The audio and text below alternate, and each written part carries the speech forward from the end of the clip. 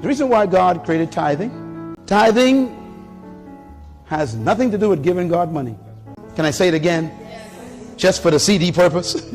Tithing has nothing to do with giving God money. God doesn't need nothing from you. You couldn't even give God nothing.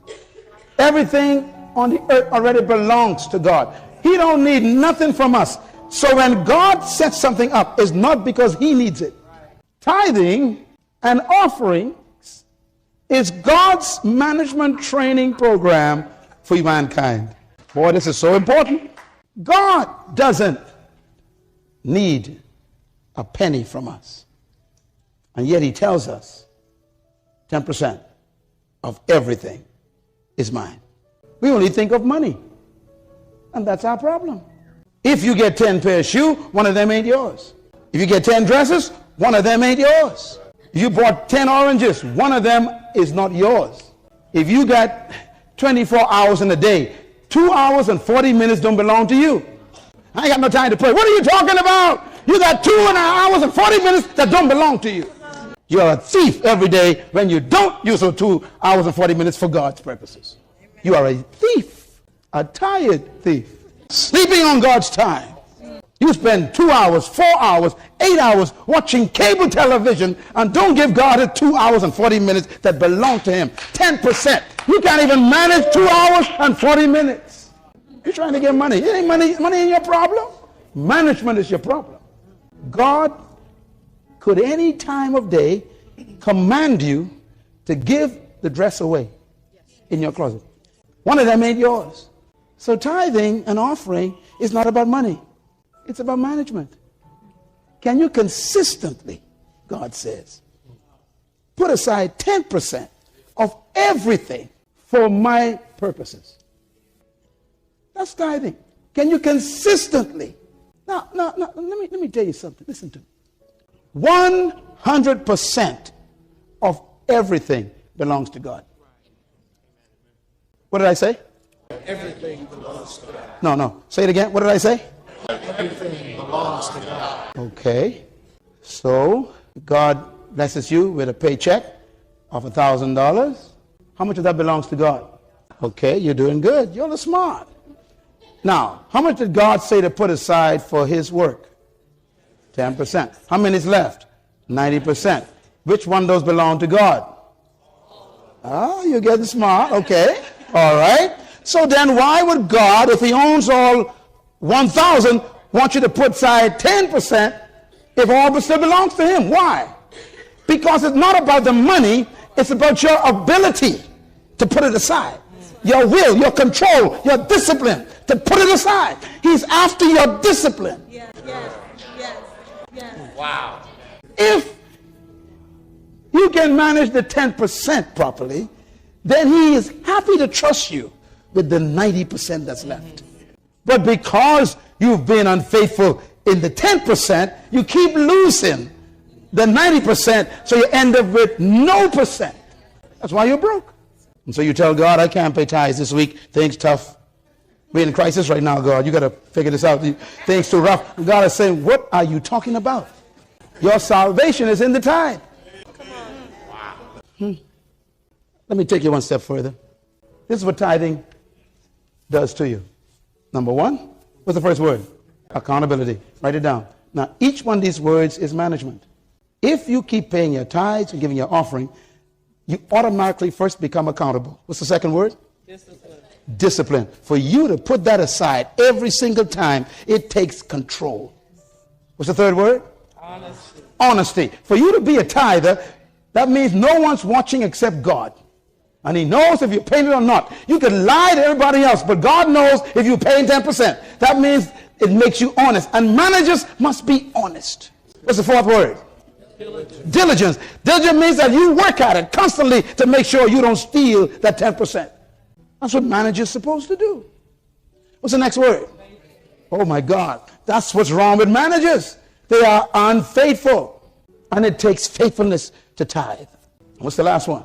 Trustworthiness. For you to manage a tithe, God got to trust you every time. I just gave you the characteristics of a manager. They are accountable.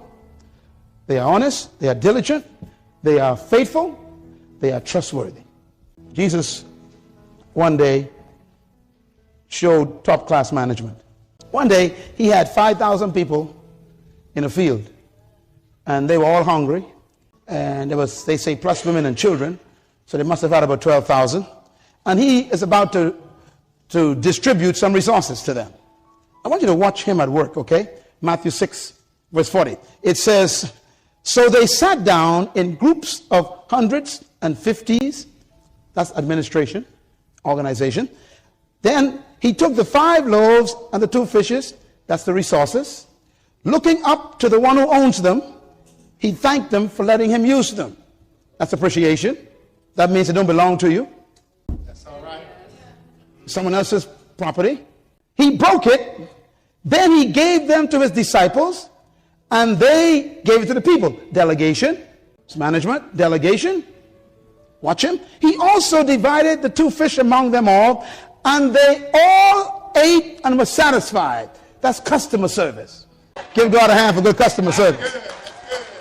All were satisfied. Now watch his management kick in.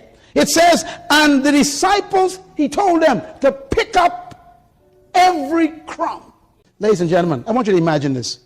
12,000 people in an open field, breaking bread and pieces of fish. Now how in the world are you going to find pieces of bread, crumbs, and pieces of fish, bone and stuff in the grass? He says, pick up every crumb. In the book of Matthew, it actually says it. He says, and he said to them, pick up every crumb and bring it to me. I don't want to waste nothing. That's what I'm talking about. This country is built on a culture of waste. And it is in the church. Who go direct to the buffets after service? You. And what do you do at that buffet? Now you know the plate is too small for what you want to do.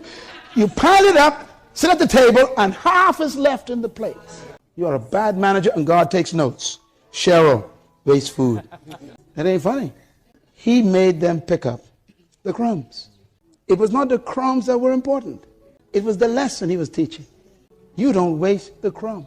When we started our ministry, we had a building a little smaller than this. Man, I would teach as if I was teaching to 1 million people. We had our 1 camera set up in the center. We would clean everything. We had our sets, speakers, everything. I tell them, this is God's property. No paper in the bathroom. I said, don't call no janitor for nothing. If you find it, fix it. Why? Because God's watching us. And if he can't manage this little building, that ain't ours, he'll never trust us with one of our own.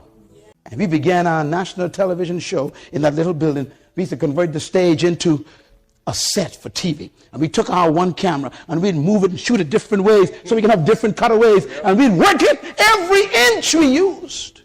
And our program became the #1 program in the country for 10 years. And when folks came to see where we shot it, they went into shock. Did you shoot it here? Yes, sir. We thought you had a big studio. No, we don't. We got a big mind. Give God a hand for management. I remember when our prime minister came to be a guest on our show. He had to come to a little shopping center, all the police and all the guards, and he came walking. He says, Brother Myles, is this where you... I said, yes, sir, this is it. This is the studio. He said, I thought you had a big place. I said, I got a big mind. He said, you managed this well.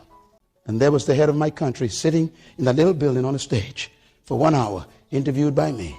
And that show became the highest viewing show in the country's history. From a little place that we managed. Today, we built the largest meeting place in the country. We own it. We have block-to-block property. The whole block is ours. We own 57 acres on the beach. When you are faithful over another man's property, God will give you property of your own. I want to say to Grace Church, make this as if it's yours. God's watching you. He's watching how you park your cars in the people's parking spaces. He's watching how you handle the bathroom and the tissue on the floor. He's watching how the kids write and mark. So he's watching everything. Can they handle the big times God is watching for? Can they handle the big times? It's management.